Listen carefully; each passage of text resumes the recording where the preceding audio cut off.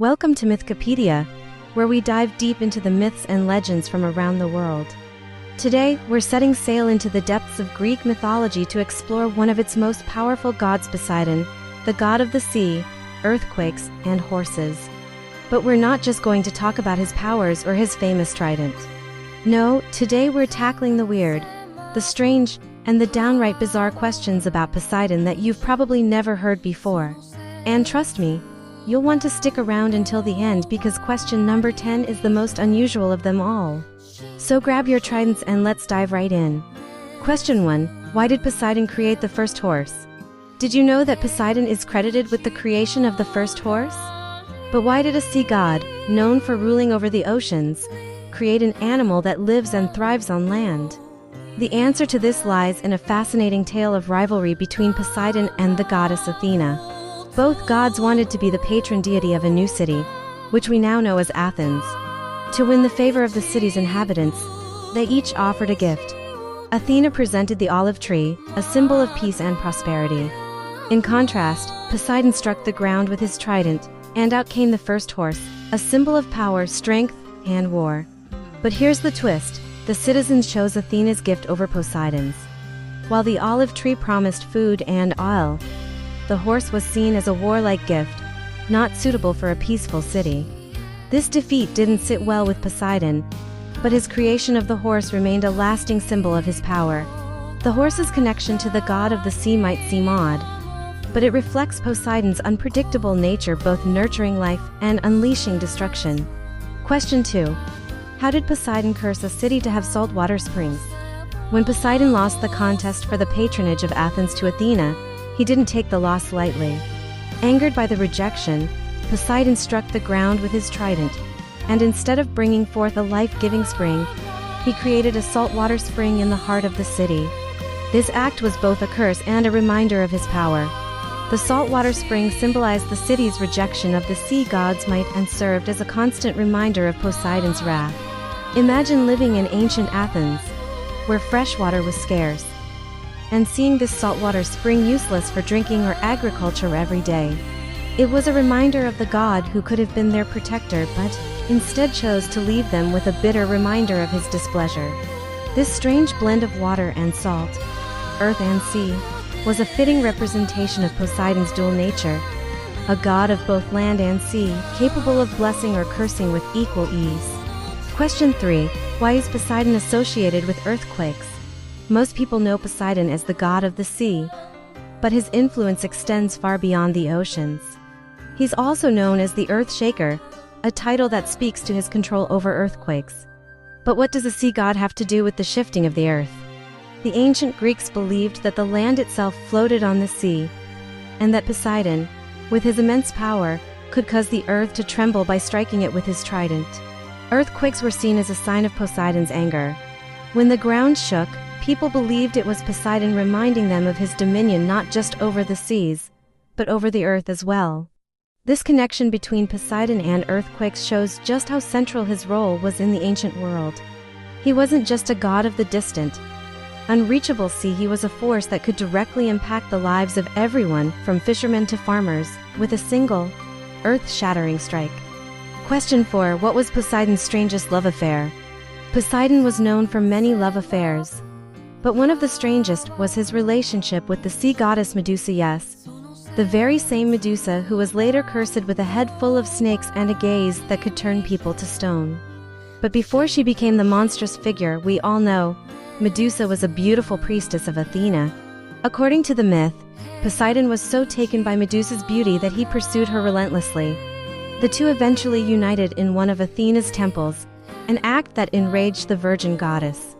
In her fury, Athena transformed Medusa into the Gorgon we recognize today, with serpentine hair and a petrifying gaze. This myth is a tangled web of divine power plays and emotions, showcasing Poseidon's role in the downfall of a beautiful maiden who would become one of mythology's most feared monsters. What makes this affair so strange isn't just the transformation of Medusa, but the fact that Poseidon, a god known for his dominion over the sea, played a crucial part in a story that is more about curses and transformations than the ocean itself. Question 5. Why did Poseidon create monsters? Poseidon wasn't just the creator of horses. He was also known for creating some of the most terrifying monsters in Greek mythology. But why would a god create such terrifying creatures? The answer lies in Poseidon's complex personality and his desire to assert his power. One of the most famous monsters associated with Poseidon is the kraken, a massive sea creature said to drag entire ships to the depths of the ocean. Then there's Charybdis, a whirlpool that could swallow ships whole. These creatures weren't just random terrors, they were tools of Poseidon's wrath, meant to remind mortals and gods alike of the dangers of the sea and the god who ruled it. Poseidon's creation of these monsters can be seen as an extension of his role as the Earthshaker. Just as he could cause the ground to tremble, he could also unleash monstrous forces from the depths of the ocean. These myths served as a warning: the sea is beautiful, but it's also deadly, and Poseidon, with his unpredictable temper, could make it even more so. Question 6. What's the deal with Poseidon and horses? We've already touched on Poseidon's creation of the first horse. But what's the deeper connection between this god of the sea and these land-dwelling creatures? Poseidon's association with horses is one of the more mysterious aspects of his mythology. Some scholars believe that this connection dates back to even earlier, pre-Greek traditions, where Poseidon was originally a god of horses before becoming associated with the sea. In mythology, Poseidon's chariot was said to be pulled by hippocampi, mythical creatures that were part horse and part fish. This image beautifully illustrates the dual nature of Poseidon's power on land and in the sea. The horse, a symbol of power, speed, and wild freedom, was a fitting animal for a god who could command the waves and the earth itself.